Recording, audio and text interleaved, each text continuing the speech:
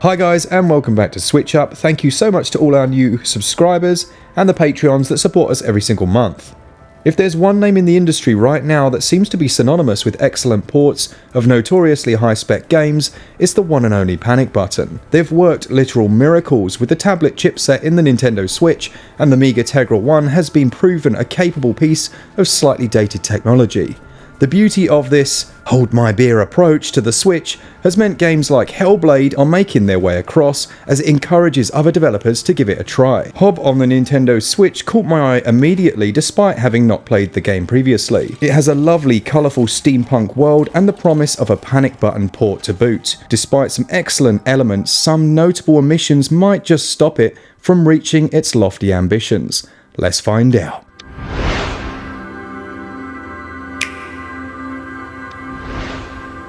Storyline and delivery are purposely vague. Think Rhyme or The Last Guardian and you'll have a pretty good idea of the delivery method.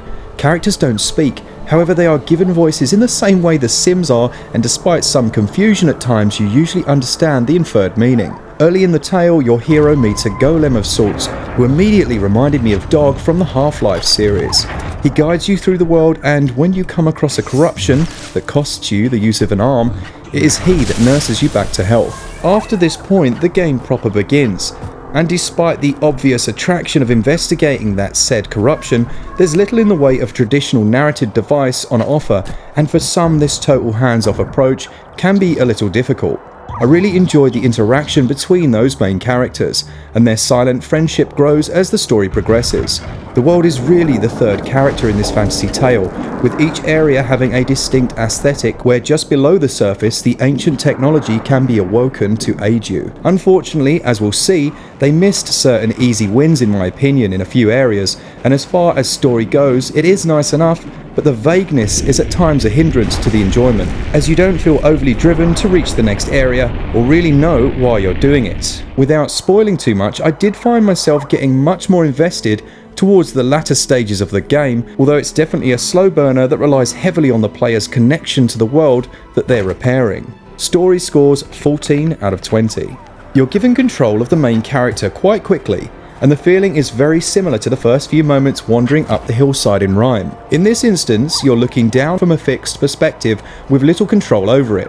It is decent for the most part, but there are the occasional occlusions from the environment where you'll find yourself instinctively reaching for that right stick to change it. You don't really know what you're doing or why, but there is a mystique about the game that is instantly quite enticing. Platforming sections begin quite quickly, and thankfully the control of your character feels great. If you're slightly off with a jump, you'll grab the edge of a ledge and pull yourself up. Ladders can be traversed, pools swum in, and the usual slew of blocks and levers adorn the game. In terms of level design though, HOB is very good indeed. The overworld map gradually opens up, and in a more typically RPG move, any new area generally gives you a shortcut out after an epic delve into it, usually using some newly acquired skill. What was really nice, as mentioned in the story section, was that at several points you are introduced to the idea that the beating heart of this planet was some form of machinery that requires you to often break the surface and explore far below to restore power. Scale and perspective are used well in these moments, just don't expect a great deal of challenge.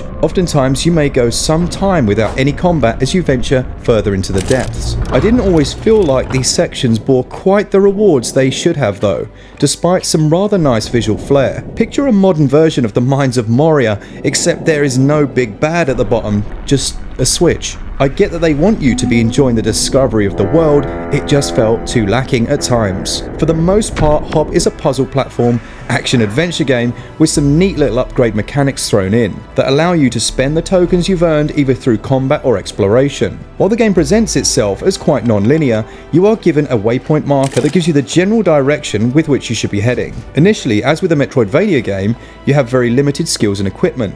You gain new abilities by either purchasing them or finding these hidden machines, which will add a new element to your arm before rebuilding it. It looks really cool.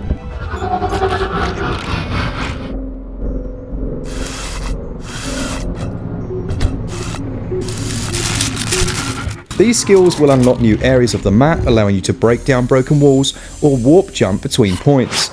What's nice is that the punch, for example, can be used during combat as well. A fast travel system enables you to quickly teleport rather than forcing you to backtrack when you want to return to the start area, which happens to be the only place that you can upgrade your character or forge new gear. Combat is pretty standard fare. Once you've acquired a weapon, you can click a stick to lock onto your enemy. What is nice is that each has a unique way to defeat it, and while simple, combat is very enjoyable, particularly once you've purchased a few of the new moves. Enemies also have some well-designed attack patterns, and no two feel entirely the same. Some will scurry off to warn others, while latter ones you encounter are particularly tough, shield-bearing foes who take a beating and will happily end you if given the chance. Boss fights aren't there in the traditional sense. They come in the form of less frequent but much tougher enemies that require far more dexterity to beat. A lovely little addition that always goes a long way to flesh out a game world is the inclusion of various wildlife who scurry away at the sight of you or graze nonchalantly in a meadow. Just don't kill the rabbit creatures. Doesn't do anything.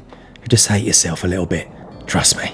Puzzles involve the usual array of flicking switches and pulling levers. There are some standout sections though, where you feel the developer really tried to differentiate themselves, and these usually coincide with a suitably large-scale mechanism gradually being brought back to life. My favourite aspect of HOB is probably the platforming. It's sensible and feels well within your control at all times. It also feels quite retro in some ways, and you're usually rewarded with a stunning vista that then unlocks some concept art. I wish the game had a mini-map, that just irritates me. Having the option though to play the original experience or this updated version, which has some quality of life improvements exclusive to the Nintendo Switch, is a nice touch. There are some new outfits to be unlocked as well as weapon parts to discover. New health containers will be hidden in off the beaten path locations and will require a little more effort on your part to discover, but I found the gameplay didn't quite hit the mark all the time. Overall for me it scores 15 out of 20. I'm sure that many of you will be wanting to hear what wonders Panic Button have achieved with this one, and well, the visuals are really nice.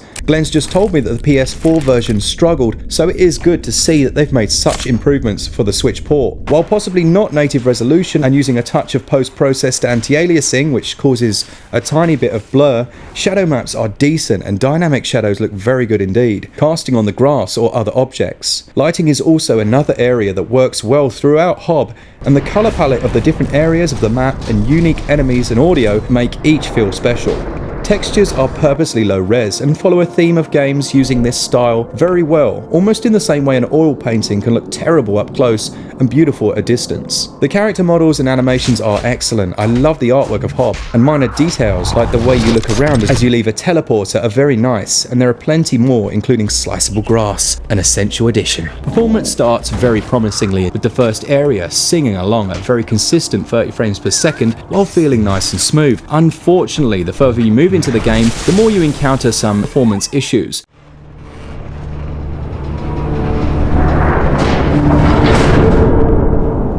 Now before you decide you aren't going to purchase the game, know that these seem to predominantly affect the cutscenes, and I think it's due to the changing camera perspective and the much heavier burden on the graphics chip that this brings. When in normal gameplay, the top-down camera keeps the number of pixels on screen in check and it ticks over nicely, although an option to adjust it or change the zoom height would have been nice. The game's just too quiet when it comes to audio.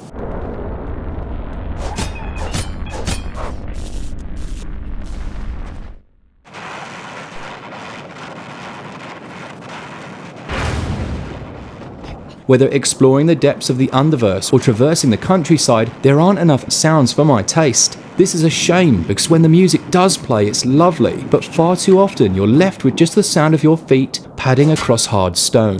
Strangely, there are some areas where it's absolutely perfect. The latter forest areas are a great example, as they have a lovely melody that isn't too intrusive. On a positive note, the brand new implementation of HD Rumble is on point, and they have really taken time and care to make it work well. Visuals are decent, but the occasional cutscene performance dip is quite jarring.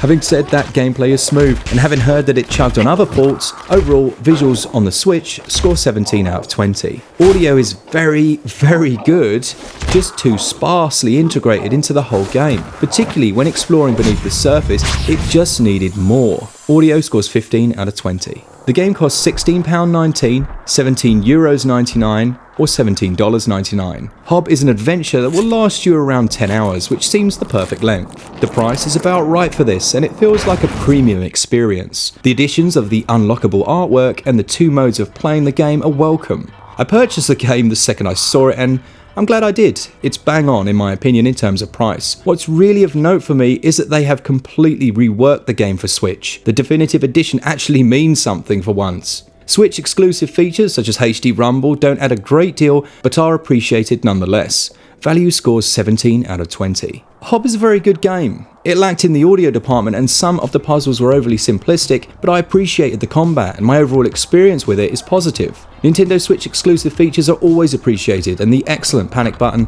have done a good job overall. A very good game, but not a great game. HOB scores 78%. Thanks so much for everyone who watches the channel, leaves comments down below. Glen and I really appreciate it. We're off to EGX tomorrow. Hit us up on Twitter as we'll be releasing lots of exclusive content. Thanks as always to our Patreons who support us every single month. And for all things Switch all the time, keep it Switch up. Cheers guys. See ya!